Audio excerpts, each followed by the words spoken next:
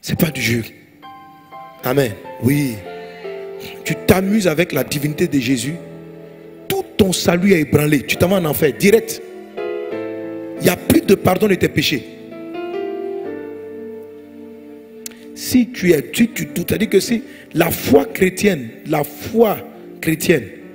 elle est terriblement basée sur la divinité de Jésus. Oui. Si dès l'instant où tu arrives à considérer même Jésus, ne serait-ce que comme un prophète simple, c'est terminé. C'est-à-dire que il y a quelque chose de terrible qui vient de se passer dans ta vie que tu es en train de perdre. Jésus est Dieu. Amen. Jésus, là, il est Dieu. Alléluia. Ça, tu vois. Et ce que j'appelle les doctrines des démons, ce sont des démons, des esprits impurs qui possèdent des gens, et qui envoient des idées dans ta tête et dans ton esprit qui vont te créer des problèmes et te faire rater le but de l'évangile. Donc, on va parcourir, parce que pour grandir en stature, il faut comprendre l'œuvre de Dieu. Il faut comprendre ce qui se passe. Parce que beaucoup de personnes aujourd'hui ne comprennent pas en fait ce que c'est que le salut. Ils ne comprennent pas le salut. Notre salut, l'œuvre de Jésus, ils ne comprennent pas. C'est quoi l'histoire de la parole de Dieu? C'est quoi l'histoire? Qu'est-ce que visent toutes les fausses doctrines? Il faut remonter à la création de l'humanité. Quand Dieu crée l'homme, Dieu crée Adam et Ève. Amen. Vous dites on est à l'école, hein? Je fais un enseignement. Amen. Enseignement fondamental pour grandir en stature. Alléluia. Gloire à Dieu. Vous allez comprendre pourquoi la Bible appelle le système des séducteurs l'antichrist. Et qu'est-ce qu'il vise en fait? Il faut commencer depuis l'origine pour comprendre le problème de l'humanité. Que ce soit dans la plupart des livres, dits saints ou religieux, disent et reconnaissent que Dieu a créé deux premiers êtres, Adam et Ève. Ces hommes-là, l'homme et la femme, marchaient avec Dieu dans le jardin d'Éden. Dieu leur avait interdit une chose: vous ne mangerez pas le fruit de la connaissance du bien et du mal. Dans cet élément-là, il y a beaucoup de secrets, mais je ne vais pas m'attarder là-bas là-dessus. Donc, Dieu leur avait donné une seule interdiction. L'homme n'en avait pas 20. Il n'y avait pas 30. Ce n'était pas comme au temps de Moïse où on dit tu ne tueras pas, tu ne mentiras pas, tu ne voleras pas, tu ne feras pas ceci, tu ne feras pas cela. Il y avait un seul commandement. Tu ne mangeras pas le fruit de la connaissance du bien et du mal. Dieu n'avait pas sorti les 10 commandements. Parce que l'homme était incapable de désobéir à Dieu. La seule obéissance qu'il était capable de faire, c'était manger le fruit du bien et du mal. Dieu n'avait pas besoin de lui dire tu ne vas pas tromper ta femme, parce que c'était même pas en lui. Dieu n'avait pas besoin de lui dire tu ne voleras pas, parce qu'il n'y avait même pas de vol en lui. Dieu n'avait pas besoin, toutes ces choses là n'étaient pas en lui. La seule chose, le seul mal que l'homme aurait été capable de faire, c'est de désobéir à Dieu en mangeant le fruit du bien et du mal. Mais l'homme et la femme ont été séduits et ont mangé le fruit du bien et du mal, et c'est ainsi qu'ils ont péché. Et après le péché, Dieu les a chassés du jardin d'Éden qui est le paradis. Est-ce qu'on est ensemble? Dieu les a chassés. Donc dites-moi où? Lorsque Adam et Ève sont sortis du jardin d'Éden, est-ce qu'ils sont sortis parce qu'ils ne croyaient pas en Dieu? Lorsqu'ils sont sortis, ils continuaient de croire en Dieu, non? Ils croyaient en Dieu. Ils ont quitté le ciel de Dieu, le paradis terrestre, à cause d'une désobéissance. À cause d'une désobéissance. L'homme a été séparé de Dieu, pas parce qu'il avait arrêté de croire que Dieu existait. L'homme a été séparé de Dieu, pas parce qu'il est devenu idolâtre. L'homme a été séparé de Dieu parce qu'il n'a pas fait ce que Dieu lui avait demandé de faire. Ou ce que Dieu lui avait interdit de ne pas faire. Il a fait ce que Dieu lui avait interdit de ne pas faire. C'est tout. Donc l'homme a été séparé de Dieu. Alors mes amis, toute système religieux qui t'apprend simplement à prier Dieu, où on dit comment on prie Dieu, n'a pas résolu le problème. Je ne sais pas si vous comprenez. Ce n'est pas parce que tu pries Dieu que tu as réglé le problème de l'homme. L'homme là, il priait, quand Adam et Ève sortaient, on les a chassés du ciel, ils étaient déjà des prieurs. Donc, prier là, ça ne peut pas te ramener au ciel.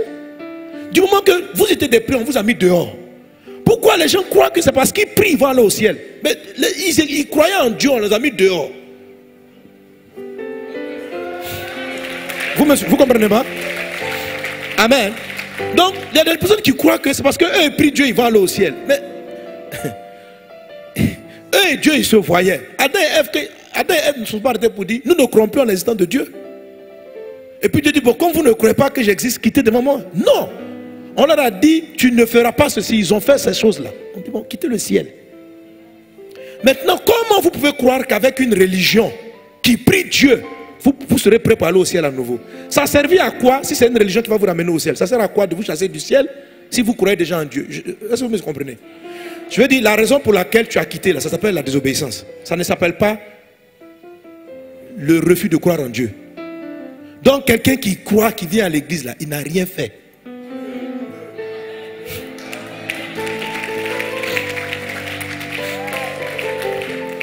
Il n'a rien fait.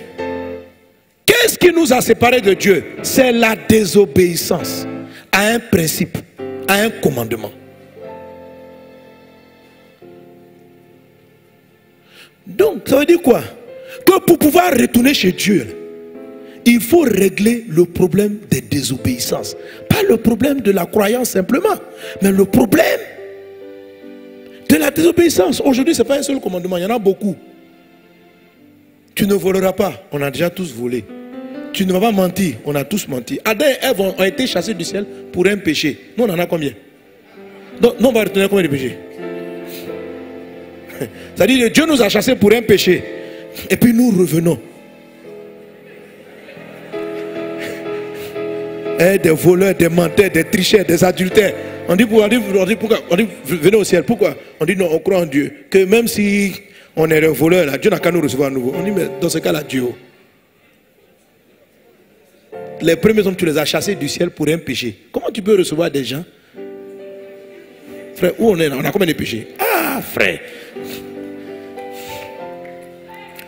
Alléluia.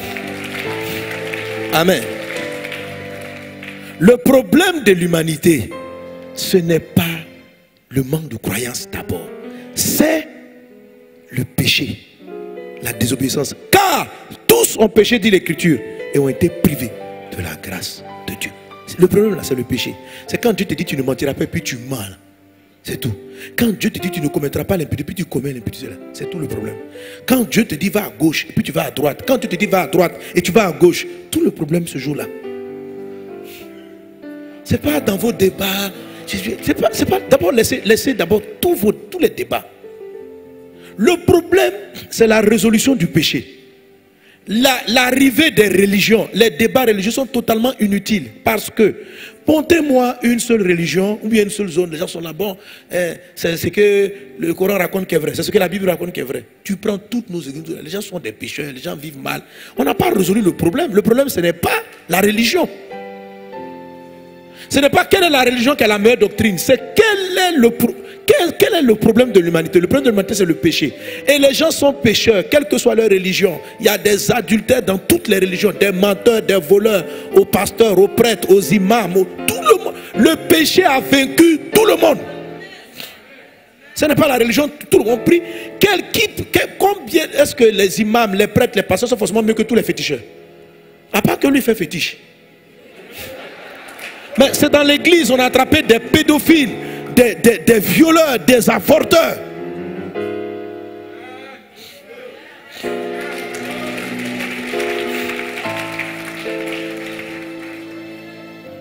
Frère, il faut comprendre le message de Jésus. Il faut comprendre le message de la Bible lui-même. C'est ce dont Dieu parle. Donc, Dieu, quand l'homme l'a quitté, Dieu avait un souci. Il voulait que l'homme revienne à lui.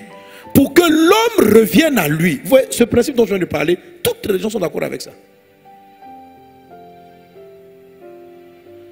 Pour que maintenant l'homme revienne à Dieu, il avait un objectif: effacer et traiter avec son péché. Traiter le péché. Traiter le péché. Premièrement, le délivrer des péchés déjà commis, effacer tous ces péchés. Parce que chaque péché le conduisait en enfer. Chaque péché, chaque mensonge. Mais le péché là, c'est une souillure. C'est une souillure. Le péché, vous savez, l'homme là, l'esprit est éternel. C'est-à-dire, en vérité, même la science dit ça, il n'y a rien qui se perd. Tout se transforme. Dans l'univers, rien n'est perdu. Une fois que quelque chose est apparu, la chose est là. Elle est soit transférée. Voilà. L'enfer, c'est l'endroit qui a été créé pour accueillir le péché. Mais le péché ne disparaît pas. Il va brûler avec ceux qui se sont attachés à lui. Le péché ne disparaît pas. Et si tu aimes le péché, vous aimez. Dieu dit, je ne voulais pas que tu aies un enfer. Mais je jette le péché. Toi, si tu dis, moi aussi, je m'en vais avec l'adultère. On dit, sors de l'adultère. Tu dis, je ne veux pas. Sinon, ce n'est pas toi, on jette en enfer, c'est l'adultère. Amen. Alléluia. Dieu ne veut pas que tu aies un enfer. Il veut que le vol aille en enfer. Dieu a créé l'enfer pour le vol. Il a créé l'enfer pour le mensonge. Mais il se trouve qu'il y en a qui sont trop collés. On dit laisse le mensonge. Non, lui et moi. Donc quand Dieu jette le mensonge, il se trouve qu'il y a un ensemble de gens qui se sont... On dit, quand on jette le mensonge en enfer, il y a un groupe de gens qui sont en train de partir avec le mensonge. On dit, qu'est-ce qu'on va faire pour vous? Le mensonge, l'enfer n'a pas été créé pour les hommes. L'enfer a été créé pour les démons, pour la mort et pour le péché. Est-ce qu'on est ensemble? Le plan de Dieu, ce n'est pas que tu aies à la perdition. Dieu t'aime et il veut te sauver. Quand je vois souvent les gens qui sont les débats, Jésus est Dieu et puis pas. Pendant que le gars est en train de débattre, mais l'esprit me montre sa vie. Je dis, mais le gars il parle comme ça, mais il est dans la masturbation. Quand tu as fini de traiter tous ces trucs-là, est-ce que tu comprends le problème? Tu crois que le problème c'est que tu as raison? Le problème c'est qu'est-ce que tu vis? Comment tu parles à tes parents? Quelle est ton attitude de tous les jours?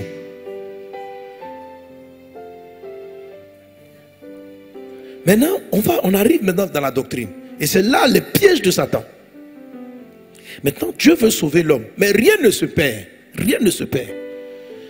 C'est-à-dire que pour sauver l'homme, il faut que le péché de l'homme soit transposé sur quelque chose ou quelqu'un. Parce que rien ne se perd. Il faut que le péché passe. Il faut que quelqu'un paye. Tous les vols, tous les mensonges, toutes les tricheries, toutes les impudicités, tous les péchés, toutes les petites critiques, toutes ces choses-là, il faut que quelqu'un paye. Parce que la parole de Dieu est éternelle. Si Dieu dit un voleur va en enfer, le voleur, on ne peut pas effacer ça. Ce que Dieu a dit est dit. Donc quand Dieu dit le voleur va en enfer, si Dieu veut sauver le voleur, il faut que, parce que Dieu là, il est éternel. C'est-à-dire que s'il dit bonjour, c'est toujours jour bon. C'est-à-dire le jour est toujours bon. On ne peut plus revenir en arrière. Dieu n'est pas dans le temps. Dieu est au-dessus du temps. Donc quand il te bénit, c'est fini. Est-ce que vous suivez? Ok? Donc quand Dieu dit qu'il jette le mensonge en enfer, c'est pour toujours. On ne peut pas revenir, on ne peut pas remettre la parole de Dieu en question. Ce qui se passe, c'est que c'est le mensonge que tu dois aller en enfer. Mais on peut, toi, t'éviter l'enfer. C'est ça qu'il s'agit. Donc Dieu va chercher à remplacer. C'est-à-dire, quelqu'un ou quelque chose capable d'absorber le péché, d'être trouvé coupable pour pouvoir aller en enfer et payer à la place des vrais coupables. Adam et Ève ont péché. À la suite de Adam et Ève, l'humanité entière a péché. Et Dieu nous aime. Dieu veut nous sauver. Qu'est-ce qu'il va faire? Or, ce qu'il a dit est dit. Alors, la Bible dit, vous savez, les saletés, si une table est sale, que vous voulez l'essuyer, est-ce que vous savez que la saleté ne disparaît pas réellement? il faut forcément un transfert. Un transfert. Le transfert, c'est quoi? C'est le chiffon propre qui va venir rencontrer la table sale, décoller la saleté de la table, prendre la saleté sur lui, qu'on va aller mettre sous le robinet, laver le torchon pour que la saleté rentre. Mais la saleté là ne disparaît pas. Elle ne disparaît pas. Tu ne peux pas regarder la saleté et dire disparaît. Elle ne disparaît pas. Il y a forcément, elle part quelque part. Une fois que tu as volé, ça s'en va quelque part. C'est compté. C'est une réalité. C'est une réalité. Alors, Dieu a regardé. Est-ce qu'il y a un être, même les anges n'ont pas été trouvés parfaits pour constituer le chiffon qui va venir prendre la saleté sur l'homme. Prendre la saleté. Dieu n'en a pas trouvé. Le seul être dans l'univers qui est suffisamment propre, qui n'a aucune tâche, qui est suffisamment parfait, c'est Dieu lui-même. Dieu lui-même. Dieu lui-même. C'est Dieu lui-même. Dieu là. Dieu là. Aucun ange. Aucun ange. Donc tous les gens qui sont venus avant Jésus là, ce sont des prophètes. Ils viennent t'expliquer les choses. Mais Dieu lui seul peut prendre le péché de milliards et de milliards et de milliards et de milliards d'êtres qui ont vécu, qui vont continuer de vivre. Quel ange est suffisamment propre ou géant ou immense pour pouvoir faire le chiffon de la terre entière? Le chiffon où on va transférer la saleté, les vols, les crimes, les mensonges, les adultères. Et il faut les compter sur chaque être humain. Donc déjà dans l'Ancien Testament, Dieu explique aux Juifs, je vais vous montrer, il a expliqué un modèle. Donc il prend les animaux et dit, mettez la main sur, vos péchés sont transférés sur un agneau. Parce que l'agneau est assez propre, les agneaux sont un peu propres par rapport à vous. Mais il dit, bon, c'est un modèle quoi, pour vous expliquer. Parce que dans les animaux, il y a des animaux un peu purs, comme les agneaux, les colombes, ces animaux qu'on utilisait pour... Mais il dit, c'est pas suffisant. C'est pourquoi les Hébreux devaient, c'est ce que la Bible explique, ils devaient renouveler les sacrifices constamment. Mais la vérité c'est que Dieu regardait la foi des hommes et il a mis leur péché là en banque. Non, non, non, c'est pourquoi la Bible dit que Jésus est parti prêcher aux morts. L'œuvre de Christ là, c'est immense. Ce qui s'est passé, vous savez, quand les gens racontent les doctrines, ils ne savent pas de quoi ils parlent.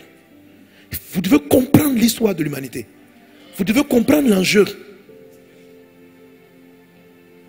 Donc, Dieu est là, le seul être dans l'univers. Le Créateur est le seul qui est suffisamment saint, qui est suffisamment propre. Et c'est là maintenant que Dieu a... Je sais pas, j'essaie d'imaginer, en fait, c'est comme si Dieu prenne partie de lui, qui sort de lui. Cette partie-là, Jean elle l'appelle la parole. On l'appelle fils. Pas parce qu'il est parti dormir avec une femme. Ça n'a pas de sens. Fils, parce que c'est sorti de lui. C'est pouf.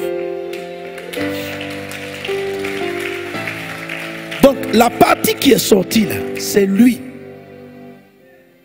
J'essaie d'imager comme ça en fait pour que tu comprennes, j'essaie de prendre des images pour que tu comprennes ce qui s'est passé en fait. Et cette partie là, parce qu'en fait le péché est stationné dans l'âme. Quand tu triches, tu vois la partie de l'être qui prend la saleté, c'est ton sang. C'est l'âme de l'homme. C'est l'âme qui a la mémoire. Ok? Donc, Dieu a dû prendre une forme humaine pour avoir du sang. Du sang. Parce que les esprits n'ont pas de sang.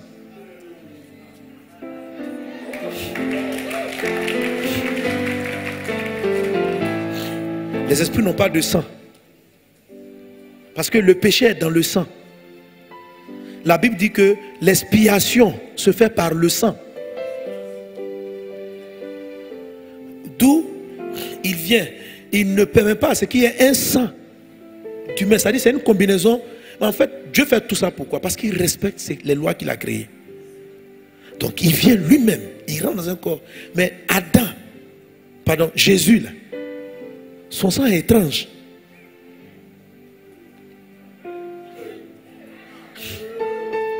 Amen.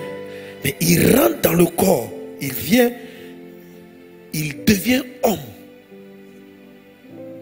pour pouvoir prendre. C'est-à-dire le moment, tu ne peux pas essuyer une table, la table est sale et puis tu as le chiffon en haut. Et puis tu dis, je suis. Non, il faut qu'il y ait contact entre le chiffon et la table. Tu ne peux pas enlever le péché des hommes si tu ne viens pas rentrer en contact avec eux. Jésus, Dieu, a pris une forme humaine. Pour rentrer en contact. Pour rentrer en contact. Marcher au milieu de nous. Les Écritures disent, il a été tenté en toutes choses, mais il n'a péché en rien. Frère, lorsqu'on est en train de dire fils de Dieu, ce n'est pas... C'est fils parce que dans la définition que vous avez de la terre, le fils est toujours l'enfant d'un papa et d'une maman. Dieu appelle les anges ses fils, mais il n'y a pas eu de maman. Ils n'ont pas eu de maman. C'est pas papa, maman. C'est pour lui donner un corps. Un corps. C'est tout. Il est passé par Marie pour lui donner un corps. Marie est la maman du corps.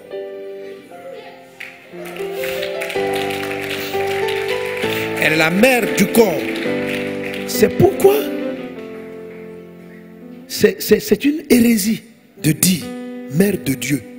C'est un mot que ça ne se dit pas. Concernant Jésus, un jour, les gens sont là, les gens disent, on dit non, toi tu es né hier. Et puis il a sorti une phrase. Il dit avant qu'Abraham fût, je suis. Hein? Ça dit, en douce quoi, il a placé, il dit, vous savez pas d'où je sors. Donc les gens, il dit, toi tu es né hier. Il dit, hé petit, si vous savez dire qui je suis. Et puis, et il a vécu parmi nous. Mais Dieu était venu prendre le péché de ses enfants. Dieu était venu être ce chiffon-là pour enlever la saleté.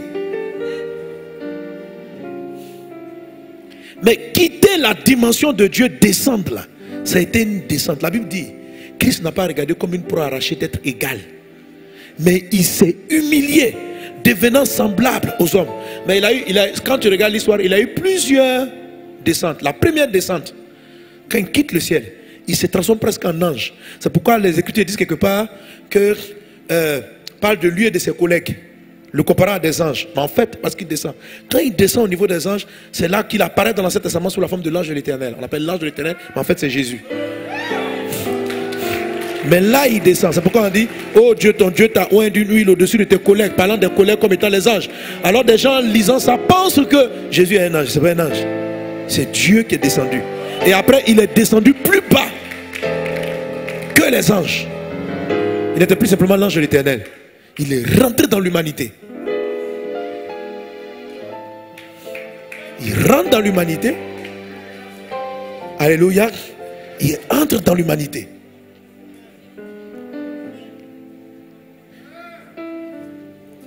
Et le moment où il est accusé, jeté et qu'il part à la croix, c'est en ce moment-là, par quel phénomène? Le transfert, la saleté de l'humanité. Parce qu'il fallait qu'il prenne ça, qu'il rentre en enfer. Jésus est parti dans les enfers. C'est la saleté, c'est-à-dire que tu as pris le chiffon, tu as mis la saleté, et puis tu amènes ça dans le robinet maintenant pour vider la saleté. Essaye de récupérer ton chiffon pour le rendre propre à nouveau. C'est ça la résurrection. Parce que Dieu ne peut pas rester en enfer.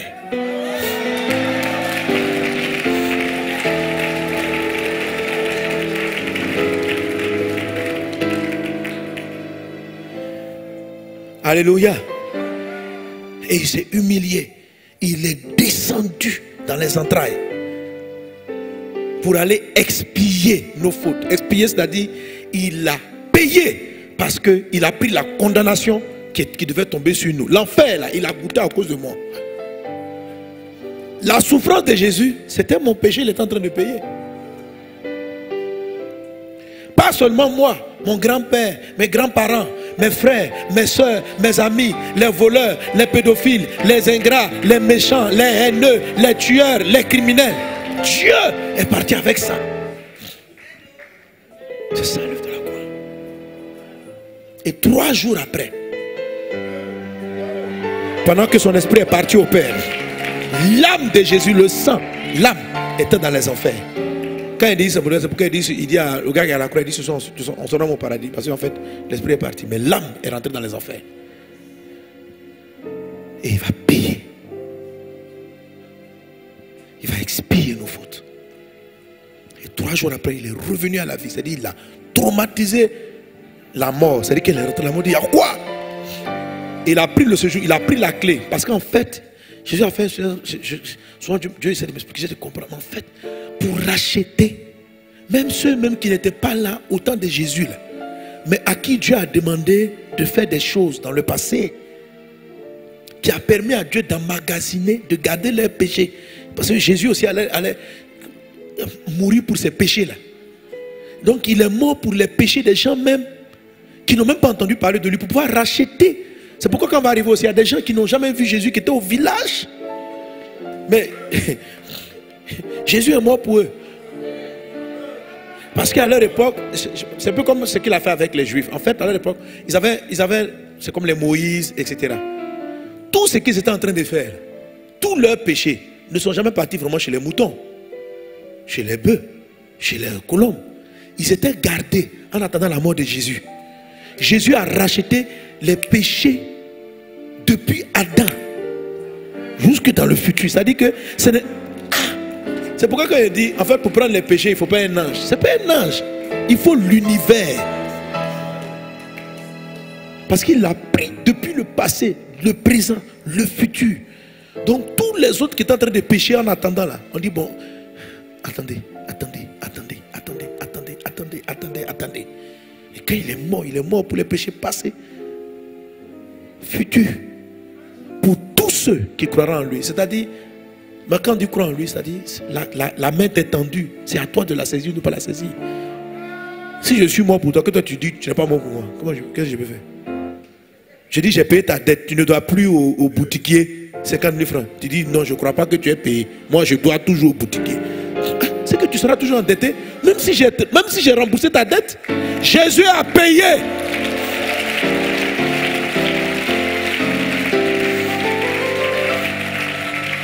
Alléluia.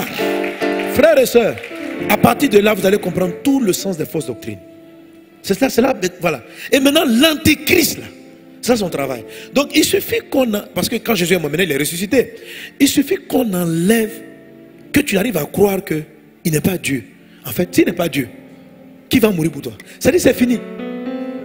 Parce que c'est un prophète qui était trop bien, en fait. Et puis bon, toi, tu n'as pas besoin d'un prophète.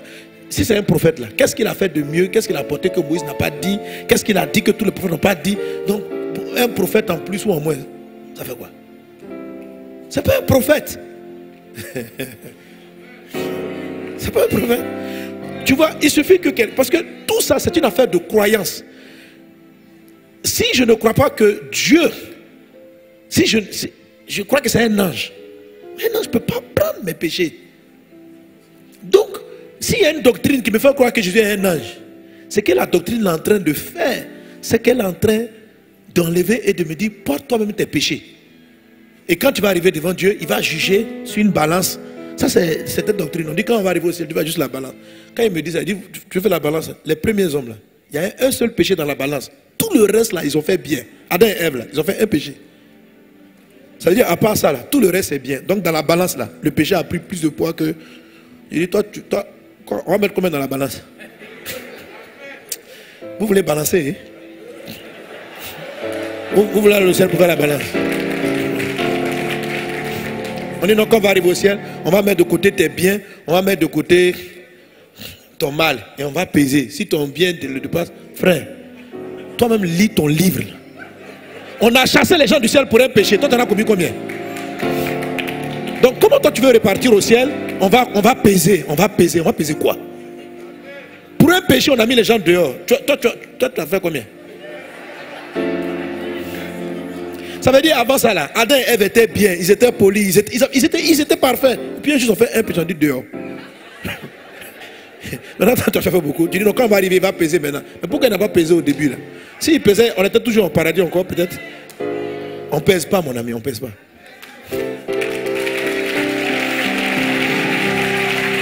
Ouais. On pèse pas, il n'y a pas de peser. Il n'y a pas de peser. Si tu ne marches pas, si tu ne crois pas en Jésus, le bras tendu de Dieu, si tu ne crois pas qu'il est Dieu, si tu ne crois pas que Dieu s'est fait homme pour mourir à la croix, on ne peut rien faire. Il n'y a pas de transfert possible. Donc arrêtez, ça tu vas rentrer dans les débats, il est Dieu. Frère, même si tu as fini, même si tu as justifié jusqu'à... Puis tu as démonté les gens, puis tu ris.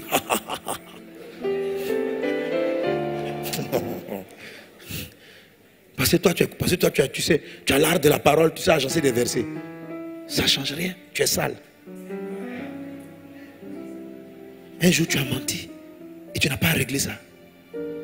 Et la seule solution que Dieu t'a envoyée, vous connaissez combien de prophètes qui ont dit qu'ils sont morts pour les péchés? Il n'y en a aucun. Aucun. Aucun prophète. Aucun. J'ai lu beaucoup de livres, disent ça. Il n'y a aucun qui est mort pour les péchés. La plupart, toute doctrine confondue, t'explique des moyens pour s'approcher de Dieu.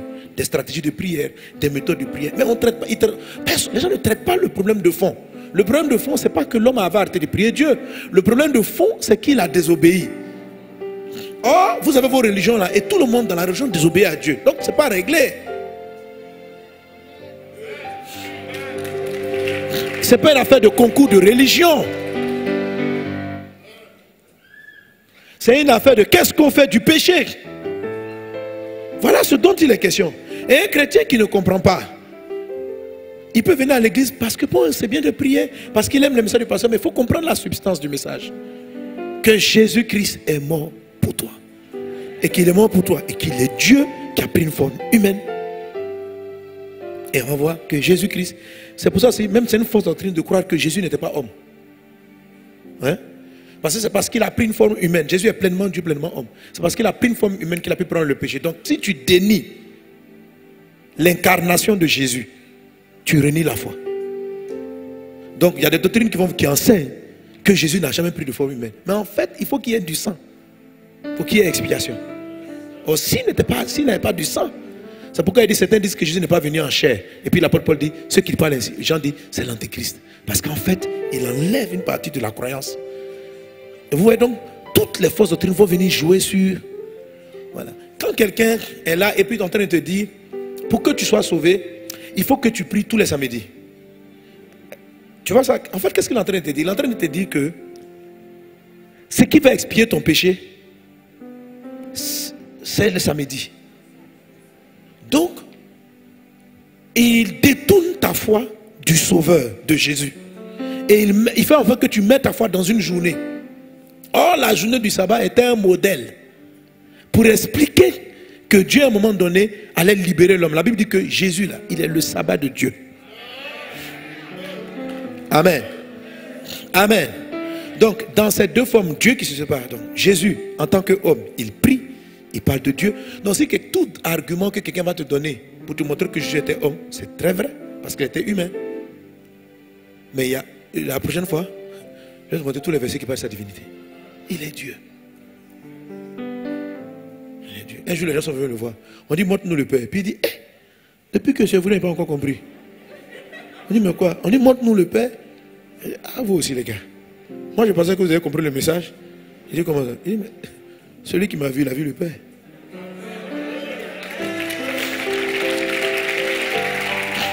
Et puis, il est relax.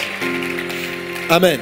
Maintenant, ce qui est étrange, c'est que quand tu veux dire à Jésus, donc tu es Dieu. Et puis, il te dit, le Fils de l'homme. C'est-à-dire que Jésus jouait sur les deux tableaux. Parce qu'il est pleinement homme. S'il n'est pas pleinement, il ne peut pas prendre le péché des hommes. Il est pleinement Dieu. S'il n'est pas Dieu, il ne peut pas faire le chiffon. C'est si simple. Amen. C'est tout ça. Alléluia. C'est pourquoi Jean 1:1 commence en disant, au commencement était la parole. La parole était avec Dieu. La parole était Dieu. Ça veut dire, elle est deux choses à la fois. Elle est avec. Donc quand tu veux dire à Jésus, tu n'es pas Dieu là. Il te dit oui. Voilà Dieu, je suis avec lui. Parce que quelqu'un qui est avec, ce n'est pas la personne. Au commencement était la parole. La parole était avec Dieu. Donc si tu regardes le verset, si tu prends sur la parole était avec Dieu, c'est que la parole et Dieu sont différents. Maintenant quand tu veux dire donc vous êtes différents, on dit non, non, virgule. La parole était Dieu aussi. On dit mais on est avec ou bien on est. On dit mon frère, les deux à la fois. Je dis on est avec, parce qu'on ne peut pas être avec et puis on est. Soit tu es avec, soit tu es. Je t'ai dit. C'est pas parce que ton cerveau est trop, ton cerveau ne comprend pas que tu ne peux pas comprendre. C'est pas parce que ton cerveau ne comprend pas que ça n'existe pas. Celui qui a écrit cette phrase-là, il comprend aussi le langage. Il sait que intellectuellement, ça ne veut rien dire. Mais il a dit. Vous voyez, ce qui est, c'est ce qui est. Il est avec. Tu dis non, donc vous êtes différents. Et puis il dit je suis. Alors, quand tu as envie de dire, donc la parole est seulement Dieu alors. On dit non aussi, elle est avec. Tu dis non, mais s'ils sont avec, c'est qu'ils sont différents. On dit non, ils sont avec, mais c'est la même chose. Ah bon? Tu dis je ne comprends pas. On dit c'est que tu as bien compris. Parce que tu ne dois pas comprendre. Comme vous, des petits humains avec vos cerveaux, vous voulez comprendre toutes les choses de la divinité. Dieu là. Comment? C'est pas pourquoi. Un matin, je je posais beaucoup de questions. Il dit, il m'a montré l'océan. Il dit, tu vois la mer. Si l'océan c'est moi, c'est mes connaissances, c'est que je suis. Toi, tu es plus petit qu'un verre de Seine-Seine. Vous voyez les verres? Comment tu veux que je peux prendre toute la mer pour mettre ça là-dedans? Par quel bout je vais t'expliquer les choses? Ce n'est pas. Quand tu crois que tu m'as compris là, tu as compris une goutte. Après toi là, je ne sais pas si vous voulez, c'est-à-dire que Dieu est la mer. Et puis un être humain veut contrôler, veut comprendre. Oh, ta connaissance, ton corps. Toi, tu es obligé d'apprendre dans le temps. C'est-à-dire que quand tu vas à l'école, c'est payé, tu apprends l'alphabet. Tout ça là. Donc, c'est peut-être, à quel moment tu peux cerner Dieu? Donc, pourquoi vous voulez que tout ce que Dieu dise, vous soyez capable de le saisir? Ce qui est écrit là, c'est écrit. On dit la parole était avec. Tu dis non, si c'est avec, ça veut dire qu'ils sont différents. On dit ok, mais la parole est. Tu dis donc, on dit donc tu n'as rien compris. Qu'est-ce que je dois faire? Admets. On dit non, pas admettre. Dieu nous a donné l'intellect pour réfléchir. Non, ton intellect est trop faible pour cerner la grandeur de Dieu. C'est tout. Que Dieu vous bénisse. Que la grâce soit avec vous. Alléluia. Jésus est le chemin, la vérité, la vie. Crois en lui et tu seras sauvé. Mets ta foi en Jésus. Amen. Il est Dieu. Il est fils de Dieu. Ésaïe chapitre 9, on l'appellera un fils nous est né. Et puis il continue en disant, on l'appellera admirable, conseiller. Et puis à un moment donné, si on va l'appeler Père éternel. Une phrase comme ça. On dit, mais qu'est-ce que c'est? Si un fils nous est né, comment le fils, donnez-moi Ésaïe 9,5. Comment le fils peut être le Père éternel? Mais c'est ça qui est contradictoire. C'est ça qui est bizarre. Donnez-nous, il dit, c'est ça non? Bon, verset 6, dans d'autres versions c'est la version 6. Il dit, car un enfant nous est né, un fils nous est donné. On parle du fils de Dieu. Et la domination reposera sur son épaule. Et puis il commence. On l'appellera admirable, conseiller, Dieu. Et puis Père éternel. Donc le fils là, on l'appelle aussi le Père. Jésus a dit n'appelez personne Père si ce n'est le Père. Alors, Jésus aussi on l'appelle le Père. Parce que c'est la même personne. Mais quand tu veux dire ils sont même, on dit non on est différents. Donc quand tu dis, tu dis bon ok, donc je ne comprends pas alors. Il dit tu as tout compris, reste calme. Reste calme. Et puis bénis mon nom. Et puis sois sauvé. Et puis crois dans les scènes d'écriture. Et puis crois dans la parole. Et crois afin que ton âme soit sauvée. Alléluia. Quelqu'un élève Jésus, célébrons le roi des rois pour qui il est. Alors pendant que nous sommes en train de célébrer, de louer le Seigneur et chacun prie pour s'approcher de Dieu, je vais te donner l'occasion, toi qui es dans cette salle et toi qui me suis en ligne, qui n'a pas encore reçu ce Jésus, Dieu, Fils de Dieu, Sauveur de l'humanité, Christ, tu n'as pas encore reçu dans ta vie comme ton Seigneur et comme ton Sauveur. Mais ce Jésus dont je viens de parler, si tu veux le recevoir, si tu veux l'accepter, si tu veux marcher avec lui pour le pardon de tes péchés, tu peux croire maintenant en lui. Lève la main à ta place, lève la main à la place, je vais prier pour toi. Qui veut accepter Jésus, qui veut recevoir Christ comme Seigneur et Sauveur, tu veux le recevoir, vraiment, lève la main. Alléluia. Et toi qui me suis en ligne aussi, tu peux faire cette prière avec moi. Et tout à l'heure, une indication va apparaître sur l'écran que tu devras renseigner pour marquer cette décision que tu as prise. Que Dieu vous bénisse pour cette décision importante que vous avez fait volontairement. Alors on va prier, vous allez répéter après moi. Vous qui avez pris cette décision en ligne, comme vous qui êtes ici en présentiel, dis avec moi: Seigneur Jésus, j'ai entendu ta parole. Je reconnais que tu es Dieu et que tu es mort pour moi comme un homme pour mes péchés. Seigneur Jésus, je me tourne vers toi aujourd'hui. Je me donne à toi aujourd'hui. Efface mes péchés. Change ma vie. Ma vie est à toi. Je me donne à toi. Je crois en ta mort sur la croix. Merci Seigneur Jésus. Sauve-moi. Aujourd'hui, je veux marcher avec toi dans cette nouvelle compréhension de qui tu es. Merci mon Dieu pour ton amour pour moi. Au nom de Jésus. Amen. Que le Seigneur vous bénisse abondamment. Que la grâce de Dieu soit avec toi. Que sa faveur soit avec toi. Que sa grâce soit avec toi. Que tout ce qui n'est pas de Dieu soit ôté de vos vies. Dans le nom de Jésus. Que la paix de Dieu soit avec toi. Que la paix de Dieu soit avec toi. Que la paix de Dieu soit avec toi. Au nom de Jésus. Que tout ce qui n'est pas du Seigneur soit ôté de vos vies. Que le sang de Christ vous recouvre. Que le Saint-Esprit vienne sur toi. Et qu'il t'aide dans cette décision. Au nom de Jésus.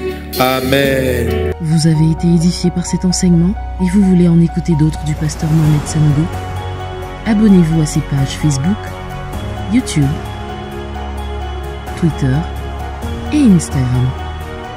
Ou allez sur la page Facebook de Librairie d'Honneur où vous trouverez ses ouvrages et encore plus d'enseignements. Que Dieu vous bénisse.